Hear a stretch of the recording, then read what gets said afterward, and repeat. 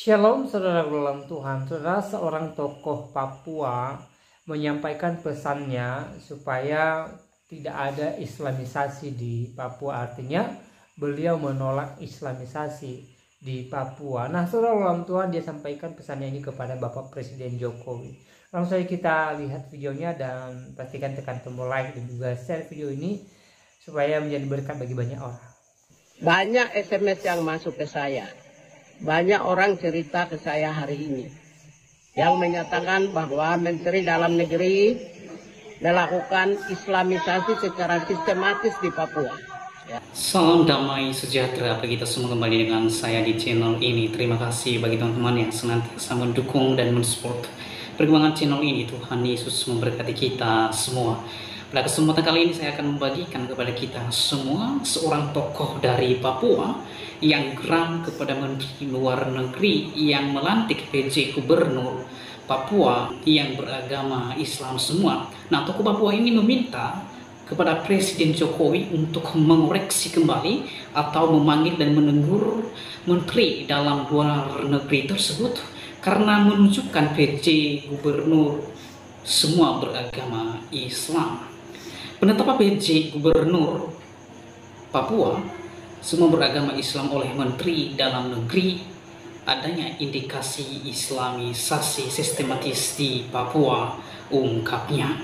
Oleh karenanya teman-teman, mari kita saksikan videonya yang berikut ini. Berharap video ini ditonton sampai habis supaya saudara dan saya tidak gagal paham. Tinggal dia videonya berikut ini. Hari ini tanggal 13 November, Menteri Dalam Negeri Profesor Dr.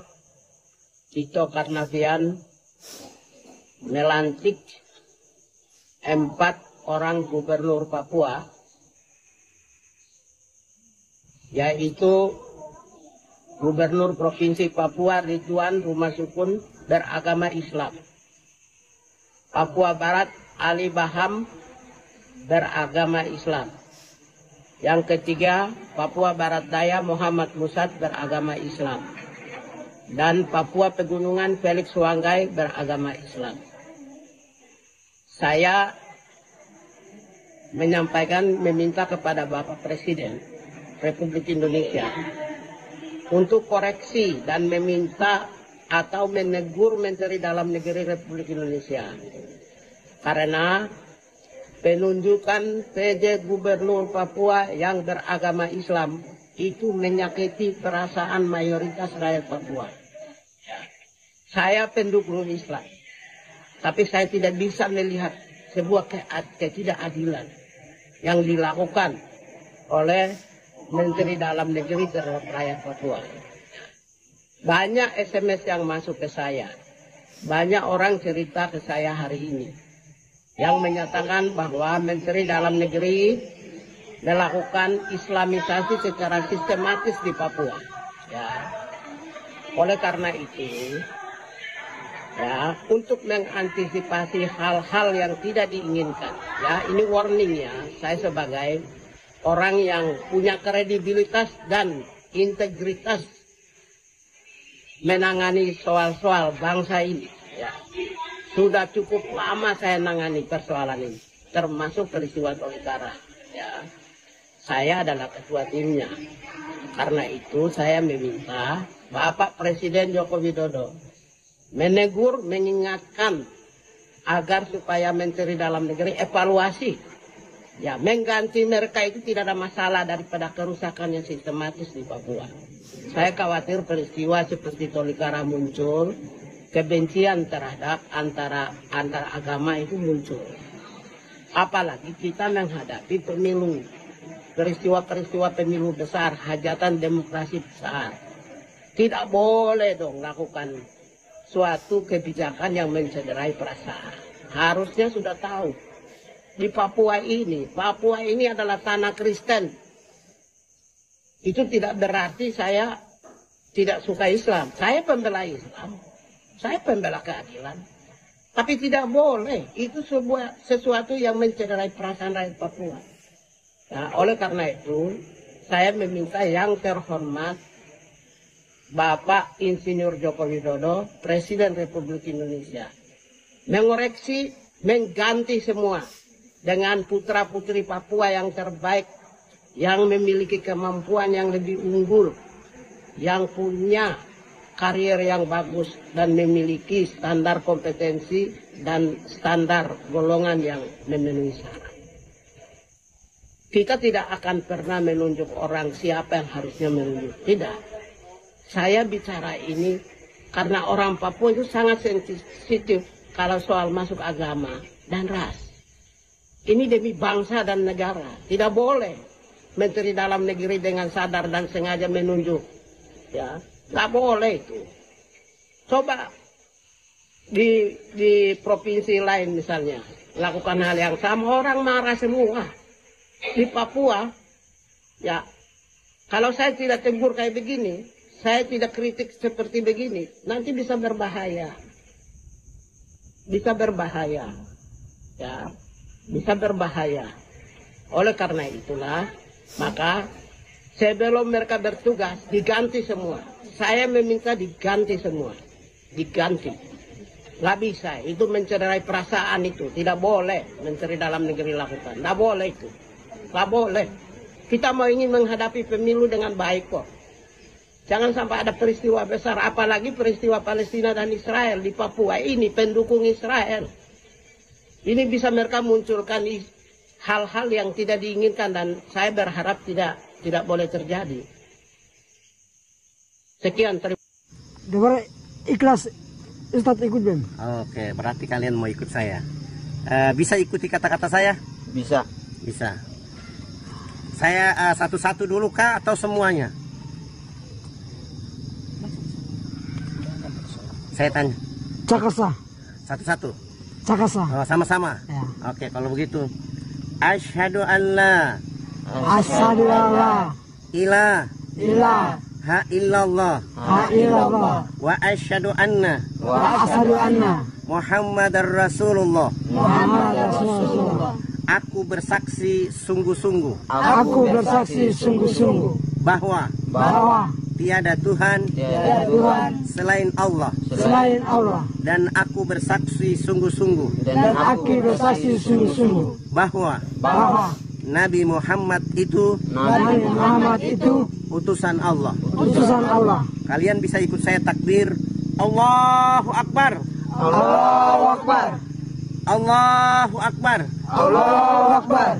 Itu berarti kalian besok akan sama saya, kita naik kapal laut, kita berangkat, dan kalian akan belajar di pesantren saya di Bekasi.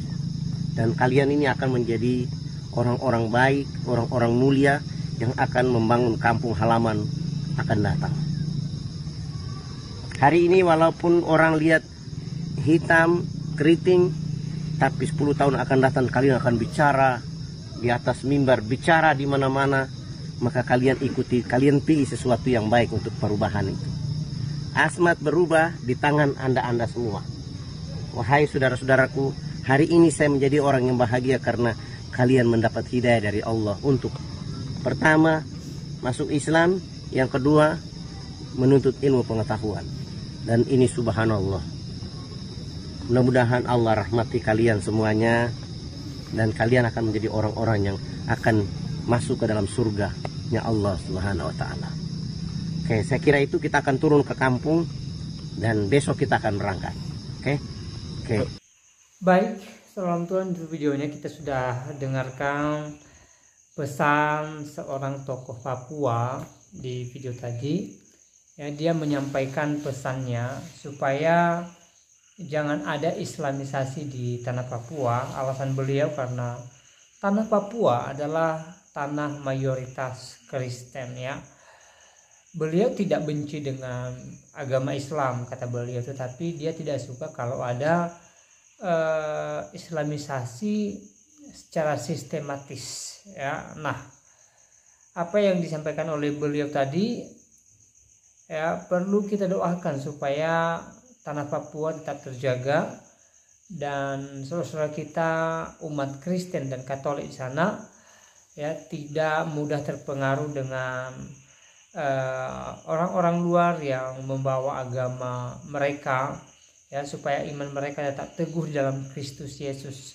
Saudara Tuhan, kita tetap mengasihi saudara-saudara kita yang berbeda agama dengan kita, tetapi ya, kita juga perlu menjaga iman kita, ya, perlu menjaga keteguhan iman kita kepada Yesus Kristus, ya. Dan buat saudara-saudara kita di Papua, ya, buat kalian yang agamanya Kristen dan Katolik, ya, tetaplah berserah kepada Tuhan dan percayalah bahwa hanya Yesus satu-satunya jalan keselamatan dalam kehidupan kalian, ya, sebagaimana Tuhan Yesus mengatakan dalam Alkitab bahwa Dia adalah jalan dan kebenaran dan hidup. Tidak ada seorang pun yang datang kepada Bapa, artinya tidak ada seorang pun yang bisa masuk surga kalau tidak melalui Tuhan Yesus, ya. Dan bagi setiap kita yang mempertahankan imannya kepada Yesus, yang tetap memandang kepada Yesus, yang tetap percaya bahwa Yesus adalah Tuhan, Yesus sendiri menjanjikan keselamatan bagi kita.